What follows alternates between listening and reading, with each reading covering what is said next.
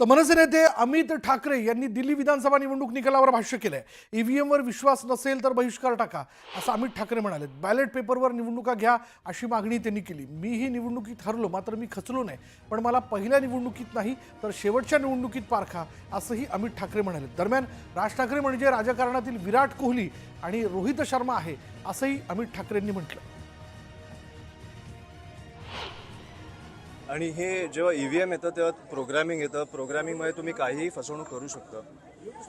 तर मला वाटतं की कुठेतरी ह्या निवडणुकीत नसेल झालं, पुढच्या होईल मला माहीत नाही, पण बॅलेट पेपर कधीही बेटर असं मला वाटतं। आणि हे आम्ही आधी बोलून झालंय की निवडणुका तुम्ही पारदर्शकतेने घेतल्या पाहिजेत, बॅलेट पेपरवर घेतल्या पाहिजेत। हे आमचं मला वाटतं 2017 पासून राजसाहेब बोलत आहेत, त्याच्यामुळे आम्ही त्याच मतावर ठाम आहोत। पण आता शेवटी निवडणुकांवर बहिष्कार नसेल टाकायचा तर तुम्हाला ह्याच स्वरूपाचं तुम्हाला रिझल्ट जे आहेत ते दिसणार आहेत।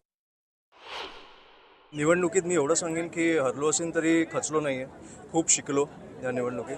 त्याच्यामुळे ह्या गोष्टींचा मला फरक पडत नाही। माझ्या पहिल्या निवडणुकीत नाही तर माझ्या शेवटच्या निवडणुकीत तुम्ही मला जज करा असं माझी इच्छा आहे। मला वाटतं राजकारणातले विराट कोहली किंवा रोहित शर्मा राजसाहेबच आहेत।